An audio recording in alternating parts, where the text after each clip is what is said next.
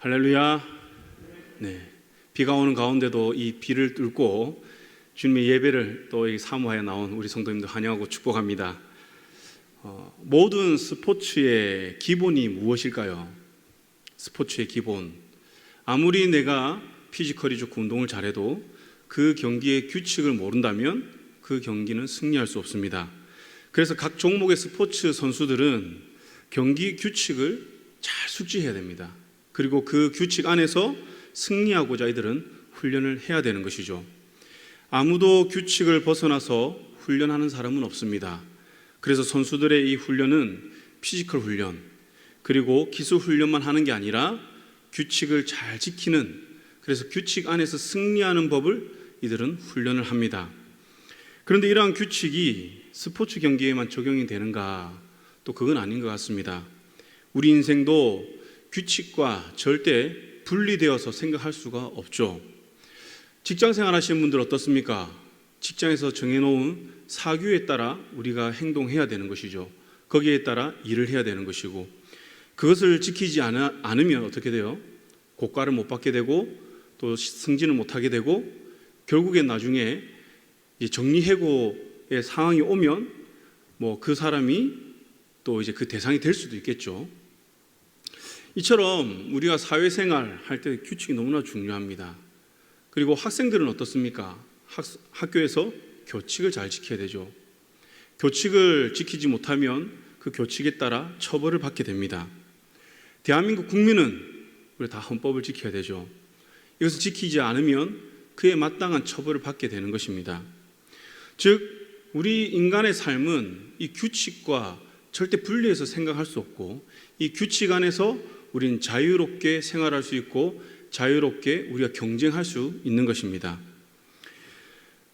그런데 정해진 규칙만 우리가 잘 지키면 이게 만족하는 인생, 성공하는 인생을 살 수 있는가, 행복한 인생을 살 수 있는가, 또 그런 건 아닌 것 같습니다. 대부분의 사람들에게 당신의 인생의 목표는 무엇입니까? 라고 한다면 아마 여러 가지 목표를 들겠지만 궁극적으로 그것을 이루고자 하는 이유가 행복한 삶이라고 아마 대답할 것입니다. 돈을 버는 것도, 또 내가 건강하고자 하는 것도, 또 좋은 직장을 가지고자 하는 것도 무엇 때문입니까? 행복한 삶을 살기 위해서. 그런데 이 행복한 삶은 우리가 착하게 살고 또 사회법을 잘 지키면서 살아도 우리가 쉽게 누리지 못하는 것 같습니다. 단지 잠깐 주어지는 그 기쁨은 있겠죠. 월급날 그 월급이 통장을 스쳐 지나가듯이 잠깐의 기쁨은 있습니다. 그러나 우리의 마음 가운데 계속해서 만족감을 주는 그 행복은 없다는 것이죠. 그래서 많은 사람들은 이 잠깐의 기쁨을 행복이라 여기고 이 잠깐의 기쁨을 위해서 열심히 살아갑니다. 저는 이같이 우리 인생에서 진정한 행복을 누리지 못하는 원인이 바로 우리가 인생의 규칙을 모르고 그냥 단지 열심히만 살기 때문이라고 생각을 합니다. 우리 인생도 스포츠 경기와 같이 정확한 규칙이 있습니다. 그 규칙이 무엇이죠? 바로 하나님의 말씀이죠. 너무 진부한 이야기가 되는 것 같기도 한데요. 이것은 내가 인정을 하든 인정을 하지 않든 명확한 우리 인생에 주어진 규칙이라는 것이죠. 하나님께서는 이 세상을 무엇으로 만드셨습니까? 말씀으로 창조하셨습니다. 그리고 인간을 말씀으로 창조하신 이 완전한 세계 가운데서 하나님은 우리 인간을 만드셨고, 이 안에서 하나님은 평안을 누리게 하셨고 참된 안식을 누리게 하셨습니다. 즉, 인류는 하나님의 말씀으로 인해 만들어졌고 인간은 그 법 안에 거할 때에 참 행복을 누렸다는 것이죠. 그래서 하나님께서 그 동산 중앙에 무엇을 세우셨죠? 선과 악을 알게 하는 나무를 세우시고 또 그 열매를 먹지 말라고 하는 그 동산의 법을 하나님은 최초의 인간에게 주셨습니다. 그래서 최초의 인간은 이 하나님의 법을 지킬 때에 하나님의 창조 세계를 누릴 수 있었고 참된 평안과 안식을 누릴 수 있었다는 것이죠. 그래서 이 선악과는 단순한 나무 한 그루, 열매, 이게 아니었던 것입니다. 바로 하나님의 법이었고 하나님의 약속의 땅에서 살아가는 그러한 규칙, 규범이었던 것입니다. 그런데 인간이 어떻습니까? 이 하나님의 법을 어기게 되죠. 법이 유지될 때에는 하나님의 복을 마음껏 누리게 되지만 그 법이 깨어지자 어떻게 됩니까? 저주의 삶을 살게 되었습니다. 그래서 인간은 참 행복과 그 축복을 잃어버리고 저주받은 땅에서 고난과 고통 가운데 살아갈 수밖에 없는 존재가 되었습니다. 그렇게 인간이 잃어버린 참 행복과 그 인생을 회복하기 위해서는 무엇이 필요하겠습니까? 이것을 깨뜨린 그 원인을 해결해야 되잖아요. 다시 말하면 하나님의 법을 우리가 다시 세워야만 우리는 참된 인생의 행복과 기쁨과 하나님 말씀하신 축복을 우리가 누리면서 살아갈 수 있다는 것이죠. 깨어진 하나님의 법이 세워질 때 그곳이 약속의 땅이 될 것이고 약속의 축복을 누리는 축복의 땅이 될 것입니다. 구체적으로 우리의 삶에 적용하면 어떻겠습니까? 우리의 가정에, 직장에, 사업장에, 학생들은 학교 생활 가운데서 우리 하나님의 법을 세워가야 한다는 것이죠. 그 법을 중심으로 우리가 생각하고 행동을 해야 되는 것입니다. 그렇게 할 때에 우리 주위에서 원수들이 나를 공격하고 나를 미혹할지라도 우리는 그 안에서 하나님 주시는 참된 평안과 안식을 누리며 살아갈 수 있는 것입니다. 그래서 바울도 디모데에게 이렇게 말을 하죠. 경계하는 자가 무엇대로 경계하라 하죠? 법대로 경계하라는 것입니다. 법대로 경계하지 아니하면 승리자의 간을 얻지 못할 것이다 라고 하면서 디모데뿐만 아니라 우리 이 땅을 살아가는 모든 그리스도인들에게 우리 그리스도인의 인생의 참 그 법칙, 그 법에 따라 우리는 이 인생 경기를 해야 된다라고 말을 하고 있습니다. 세상에는 믿음을 버리게 하는 많은 고난과 또 핍박이 있고 또 회유하게 하려고 하는 많은 유혹도 있습니다. 여기에 타협하지 말고 인생 경기의 참법에 따라 싸우며 살아갈 것을 하나님께서는 계속해서 우리에게 말씀하는 것이죠. 오늘 읽은 본문도 그렇습니다. 이와 같은 메시지를 우리에게 주는데요. 먼저 오늘 말씀의 배경을 살펴보면 이제 이스라엘 민족은 약속의 땅 가나안을 목전에 두고 있습니다. 하나님께서는 광야 생활을 시작할 때에 이들에게 무엇을 주셨죠? 하나님의 법을 먼저 주셨습니다. 그래서 시내산에서 모세가 하나님의 법을 받고 이 모세를 통해서 하나님께서는 이 광야 생활을 인도하셨죠. 이렇게 주신 이 율법이 광야 생활에서 이들의 삶의 방식이 되고 사고방식이 되었습니다. 하나님은 철저히 이 40년이라는 기간을 그냥 보내게 하신 것이 아니라 철저히 하나님의 백성으로 만들어 가시는 그러한 기간이었습니다. 애굽에서의 그 모든 삶의 패턴을 다 제거하게 하시고 하나님 나라의 백성으로 살아갈 수 있는 그러한 법을 이들에게 이식하는 그러한 기간이었던 것이죠. 마치 올림픽 경기에 나가기 위해 선수들이 선수촌에서 무엇을 합니까? 어느 일정 기간이 남으면 합숙을 하죠. 이 합숙을 하면 어떻게 됩니까? 외부와 차단이 됩니다. 거기 안에서 먹고 자고 훈련을 합니다. 지금까지 사회에서 내가 해왔던 모든 생활의 습관들을 다 바꿔야 하는 거예요. 삶의 패턴을 다 버려야 합니다. 그게 쉽지가 않죠. 그리고 오로지 이들의 삶의 패턴은 어디에 맞춰집니까? 바로 올림픽 경기, 그들이 나가고자 하는 그 경기에 나가기 위해 이들의 모든 신체적 조건이나 정신적인 무장을 하게 된다는 것이죠. 바로 광야 생활이 이들에게는 이와 같았다는 것입니다.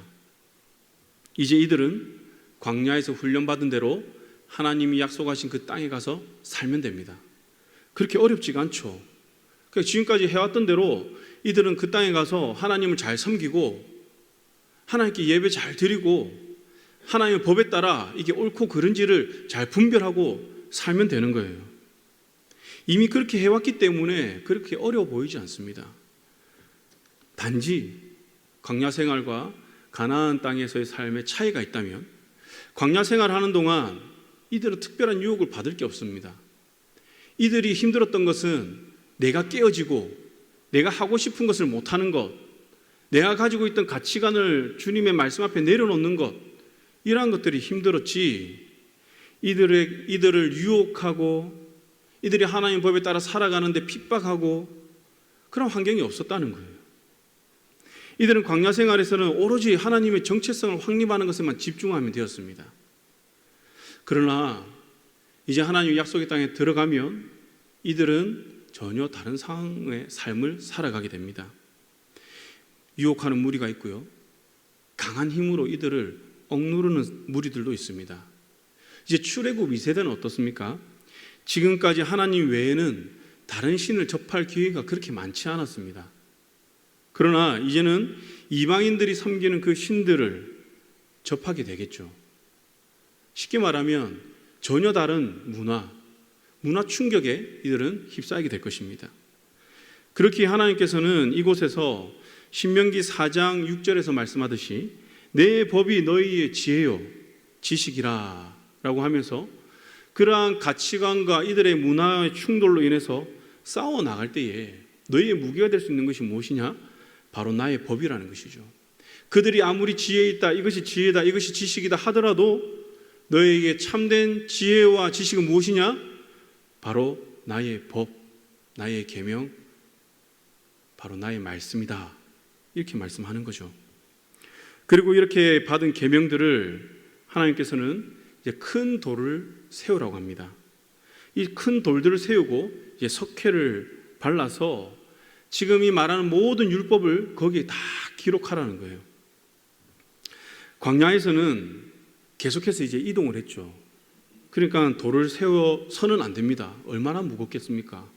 그 계명을 다 적고 삶의 모든 율법 하나하나 다 적은 것을 들고 다니면 얼마나 이게 무겁고 또 거추장스럽겠습니까? 그래서 하나님께서는 필요에 따라 상황에 따라 모세를 통해 아론을 통해 이들에게 직접적으로 찾아 내려오셔서 말씀하시고 지도하셨습니다. 그런데 이제 가나안에서는 어떻습니까? 광야 생활과는 달리 이제 정착 생활을 합니다. 이제 정착 생활을 하고 이들은 이제 여러 민족과 전쟁을 해야 됩니다. 치열한 삶을 이제 살아가야 되는 거예요. 그리고 하나님께서는 이제 신명기 7장에서 이 가나안 족속의 무리들을 한 번에 내어 쫓지 않으시고 조금씩 내어 쫓을 것이다 라고 말씀하세요. 이건 무슨 말이냐면 하나님이 이 땅을 온전히 정복하게 하실 때까지는 이 이스라엘 백성들은 가나안 백성들과 함께 살아가는 환경이라는 것이죠. 이를 통해서 거룩한 삶의 양식이 이스라엘 백성들이 침범받을 수 있습니다. 왜냐하면 그 이방 무리들과 일정 기간을 살아야 되기 때문에 하나님께서는 이 모든 계명과 축복과 저주를 가나안에 들어가서 이 돌들을 기록하게 하신 이 목적은 무엇이냐? 바로 여기 있다는 것이죠. 절대 변하지 마라. 너희 유혹하는 무리가 있을 것이다. 너희가 일정 기간 동안 이방인들과 그들과 함께 살 것이다. 그들의 문화에 도전을 받을 것이다. 그러나 너희는 지금 이 기록한 나의 명령을 기억하여 너희는 변질되지 말라. 너희는 하나님의 백성으로 살아라.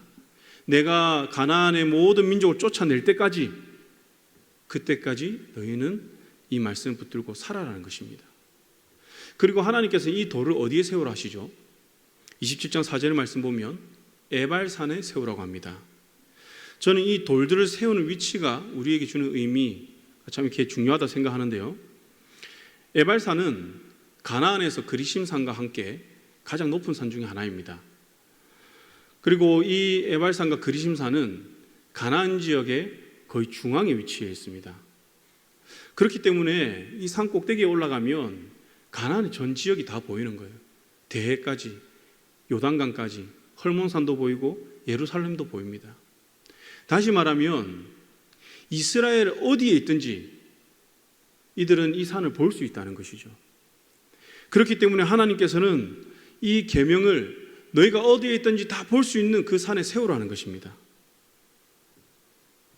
저는 이 모습이 앞에서 말씀드린 하나님께서 하나님 동산을 만드시고 그 동산 중앙에 선과 악을 알게 하는 그 나무를 세우신 그 모습과 비슷하지 않는가 그렇게 생각합니다. 하나님이 이스라엘 백성들이 차지할 땅의 중심에 하나님의 법을 세움으로 이들의 전쟁 중에 있든지 너희가 평안한 그 기간을 지내고 있든지 항상 그 산을 보면서 나와 맺은 그 언약을 기억하라라고 하는 거예요. 이는 가나안에서 자신들이 하나님의 백성이라는 그 정체성을 잃어버리지 않게 하기 위한 그런 하나님의 목적이 있습니다. 그리고 또 이곳에 세워진 하나님의 말씀에 따라 이스라엘 백성들이 순종하면 하나님께서 어떻게 하십니까? 약속에 따라서 복을 주시겠다고 합니다. 그런데 그렇게 하지 않으면 어떻게 됩니까? 아담과 하와가 그 축복의 땅에서 쫓겨난과 같이 너희들도 그렇게 될 것이다 라고 하면서 하나님은 복과 저주를 또 그곳에서 선포하게 하십니다. 그리고 하나님께서 이 모든 것을 돌에 새김으로 하나님의 언약은 지워지지 않고 영원 불변하다라는 것을 우리에게 보여주고 있습니다. 하나님께서는 오늘날도 이스라엘 백성들에게 가나안을 주셨듯이 우리에게 이 땅의 삶을 주셨습니다. 이 땅은 가나안처럼 하나님만 섬기는, 하나님을 섬기지 않는 자들이 많죠. 대부분입니다. 믿는 사람들보다 믿지 않는 사람이 많잖아요. 우상숭배가 이 땅에 팽배합니다. 그리고 자기중심적인 이 삶을 살아갑니다. 치열한 경쟁사회 속에 살아갑니다. 내가 믿고 따르고자 하는 그 우상들을 이들은 세우고 그것을 의지하며 살아갑니다. 세상 사람들을 보면요, 어때요? 나보다 뛰어난 사람 많죠. 나보다 능력 있는 사람들 너무 많습니다. 그들에 비해서 나를 보면 너무 연약한 존재임이 발견될 때가 많이 있지 않습니까? 때론 이러한 사실 때문에 우리는 두려워하기도 하고 걱정에 우리는 파묻혀 계속해서 근심과 염려 가운데 살아갑니다. 그래서 하나님께서는 우리와 언약을 맺음으로 무엇이라고 하냐면 두려워하지 말라는 거예요. 그 땅에서 너희가 살아가는 것에 대해서 두려워하지 말라고 말씀합니다. 하나님이 나와 함께 하시며 나의 하나님이 되시고 나를 도와주신다고 하나님께서 말씀하시는 거예요. 이 약속을 신명기 31장 5절과 6절에서 하는데 우리 같이 한번 읽어보겠습니다. 시작. 너희는 내가 너희에게 명한 모든 명령대로 그들에게 행할 것이라. 너희는 강하고 담대하라. 두려워하지 말라. 그들 앞에서 떨지 말라. 이는 내 하나님 여호와 그가 너와 함께 가시며 결코 너를 떠나지 아니하시며 버리지 아니하실 것임이라. 아멘. 뭐라고 합니까? 강하고 담대하라. 두려워하지 말라. 떨지 말라고 말씀하십니다. 왜요? 하나님이 함께 하시기 때문에, 하나님이 결코 너희를 떠나지 않을 것이기 때문에, 너희를 버리지 않겠다고 하나님께서는 우리에게 약속하시면서 이 말씀을 하는 거예요. 아무 근거 없는 것이 아니라 내가 너와 함께 한다. 절대 너를 버리지 않겠다. 너를 떠나지 않겠다. 그러니 너는 그들을 두려워하지 말고 나의 약속에 따라 너희는 살아가라. 이렇게 말씀하는 것이죠.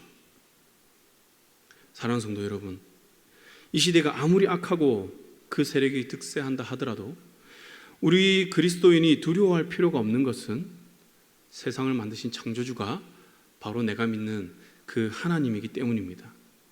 이 하나님께서는 친히 우리의 아버지가 되신다고 말씀합니다. 주일에 담임 목사님께서 설교 가운데 이런 말씀하셨죠. 광야의 진정한 인도자가 누구라 했습니까? 모세입니까? 아니죠. 바로 하나님이라고 했습니다. 기억나시죠? 네. 하나님께서는 이스라엘의 세르파가 되셔서 이들을 인도하신다고 하였습니다. 그리고 하나님께서 우리 앞서 그 길을 인도하시기에 우리는 어떻게 하면 된다고 했습니까? 우리는 그 뒤를 따라가기만 하면 된다. 다들 기억나시죠? 네. 뭔가 기억 안 난다는 눈빛을 하고 계셔가지고 네, 그렇게 말씀하셨어요. 저는 이것을 동행이라고 생각합니다. 제가 오래전에 동행을 표현하는 이미지 사진을 하나 보았습니다. 옆에 서서 함께 손잡고 걸어가는 것이 아니라 우리가 주님의 등에 업혀가는 그 이미지로 표현했는데요. 사진 나오죠. 제가 보니까 동행을 이야기할 때 대부분 손을 잡고 걸어가는 이미지가 많더라고요. 그런데 이 사진에서 딱 그냥 눈이 멈추었습니다. 그러면서 그렇지. 동행은 우리가 주님과 동행한다는 것은 같이 옆에서 나란히 가는 것이 아니라 주님이 가시는 그 발자국을 그대로 나도 밟으면서 가는 것이구나. 전적으로 주님을 의지하며 살아가는 것, 내 힘대로 살아가는 것이 아니라, 내 힘을 의지하는 것이 아니라 오직 주님께 모든 것을 맡기고 내가 살아가는 것, 이것이 내가 주님과 동행하는 것이구나. 그런 묵상을 했습니다. 그럼 이 동행은 우리 삶에서 어떻게 가능할까요? 바로 하나님의 법을 우리가 매 순간 기억하며 하나님의 법이 내 삶의 중심이 되고 내 생각과 행동의 중심이 되고 동기가 될 때 우리는 하나님과 동행하는 그런 삶을 살 수가 있는 것입니다. 그러나 만약 약속의 땅에 살면서 이 명령을 우리가 지키지 않는다면 29장 18절에서 이렇게 이야기를 합니다. 독초와 쓴뿌리가 자랄 것이다. 이 독초와 쓴뿌리의 특징이 이후의 말씀에 나오는데 이렇게 정의를 합니다. 하나님의 말씀을 듣고도 완악하게 만든다. 그리고 하나님 말씀에 따르지 않으면 멸망한다 하여도 이를 듣지 않고 평안함이 있다라고 말한다. 이게 독초와 쓴뿌리가 자란 인생의 모습이라는 것이죠. 저는 이 말씀을 읽으면서 예레미야와 거짓 선지자 하나냐의 이 대결 구도가 생각이 났습니다. 예레미야는 관리들과 유다 백성들에게 이스라엘이 포로로 끌려갈 것이다. 그리고 70년간 바벨론에서 생활할 것이다. 라는 하나님의 메시지를 전합니다. 하나님 심판의 메시지를 전하는 것이죠. 그러나 하나냐는 백성들에게 예레미야가 너희에게 70년간 바벨론을 섬기고 이후에 바벨론과 열방들이 하나님께서 심판하실 것이라고 하지만 그렇지 않다. 2년이 차기 전에 바벨론은 힘을 잃을 것이고 이스라엘은 회복될 것이다. 이렇게 말을 하는 거예요. 그러면서 예레미야 말을 거짓이다. 이렇게 치부해버리는 것이죠. 여러분들이라면 어떤 말이 하나님 말씀으로 들리겠습니까? 물론 우리는 다 알고 있기 때문에 예레미야 말이 하나님 말씀이다라고 하지만 이스라엘 백성들 입장에서 들었을 때 누구의 말이 더 와닿을까? 저는 하나님의 말이 이들에게 참 와닿을 수밖에 없다고 생각을 했습니다. 왜냐하면 하나님의 사람이라고 하는 두 사람이 나타나서 한 사람은 당신의 나라, 당신의 직장, 당신의 사업장, 당신의 가정이 70년간 고통받을 것이다. 한 명 이렇게 얘기를 하고 한 명은 아니다. 지금 받는 이 고통은 2년 안에 끝날 것이다. 그리고 회복할 것이다. 이렇게 말을 하는 거예요. 여기에서 하나님의 능력이 나타나 보이는 것이 어떤 말씀입니까? 하나님의 말 아니에요. 이 고통이 끊이지 않을 것 같은데 한 명은 그래 계속 끊이지 않을 거야. 우리가 하나님 백성이지만 70년 동안 네가 죽어서도 이 고통에 휩싸여 살아갈 거야. 그런데 한 명은 하나님의 능력으로 2년 안에 빠른 시일 안에 무조건 이것이 해결될 것이다. 이렇게 선포를 하는 거예요. 긍정적인 메시지를 전한 이 하나냐의 말, 이게 하나님 말씀으로 이들에게 들릴 수밖에 없었겠다라는 생각도 듭니다. 그러나 이들이 이 말을 분별하지 못했던 이유는 무엇이냐? 바로 조금 전에 말씀드린 독초와 쓴뿌리가 이들 마음 가운데 자라고 있었기 때문이라는 것이죠. 왜냐하면 이들은 처음부터 이렇게 분별하지 못했던 사람들이 아니에요. 하나님 주신 율법을 가지고 이들은 그 땅에서 살아갔었습니다. 하나님 잘 섬겼습니다. 그런데 어느 날부터 하나님의 법을 조금씩 떠나기 시작하면서 이방인과 통혼하고 그들의 신들을 따라 섬깁니다. 그리고 그들의 가치관을 그들은 수용을 하게 되는 거예요. 그때부터 이들 마음 가운데 독초와 쓴뿌리가 생겨나기 시작합니다. 그러나 처음부터 또 영향력이 확 발휘되지는 않습니다.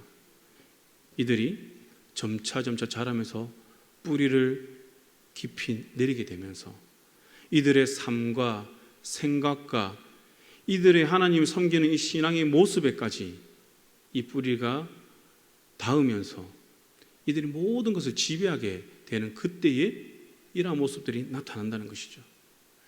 그래서 이러한 모습을 가진 독초와 쓴뿌리를 마음 가운데 품고 살아가는 사람들은 거짓 평안, 거짓 안식, 거짓 축복을 쫓아 살아갈 수밖에 없다는 것이죠. 다시 말하면 하나님의 법이 없기 때문에 도저히 분별할 수가 없는 것입니다. 사랑하는 성도 여러분, 인생이라는 아주 긴 경기를 우리는 매일 치르며 살아가고 있습니다. 그러나 언젠가는 이 경기는 끝날 것입니다. 그렇다면 경기가 끝난 시점에 우리의 경기의 결과는 어떨까요? 물론 지금 우리가 정확하게 그 결과를 알 수는 없겠죠. 그러나 승리자가 되길 원하는 마음은 저와 여러분들이 동일하다고 생각합니다. 이렇게 승리자가 되길 원하는 우리에게 마태복음 10장에서는 이렇게 말씀합니다. 너희가 내 이름으로 말미암아 모든 사람에게 미움을 받을 것이나 끝까지 견디는 자는 구원을 얻으리라. 어떤 상황에서도 믿음을 붙들고 인생 끝나는 그날까지 끝까지 견디는 자, 그에게 하나님께서는 승리자의 면류관을 주신다는 것입니다. 이렇게 이제 우리는 인생 경기를 이제 어떻게 치러야 할지 우리 너무나도 명확해졌습니다. 우리는 세상이 뭐라 해도 나의 모든 삶에 내 생각과 모든 행동의 중심에 오늘의 이 말씀처럼 큰 돌들, 하나님의 계명들을 세워야 하는 것입니다. 그리고 내가 무엇을 하든 어디에 있든 항상 이것을 바라보고 나아가야 한다는 것이죠. 여러분, 가정이 다시 회복되기를 원하십니까? 그렇다면 가정 가운데 하나님의 말씀을 잘 세우시길 바랍니다.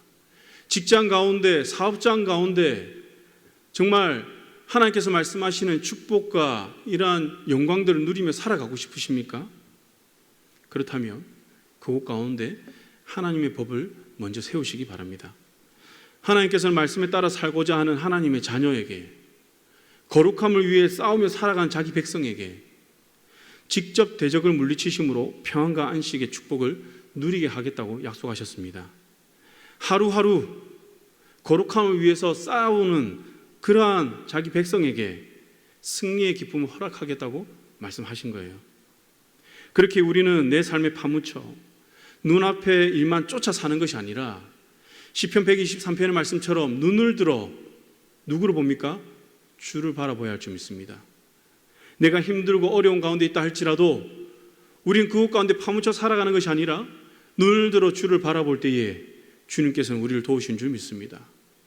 그리고 우리가 그 바라보는 주님의 말씀으로 우리는 세상을 바라보고 나를 바라보아야 하는 것입니다.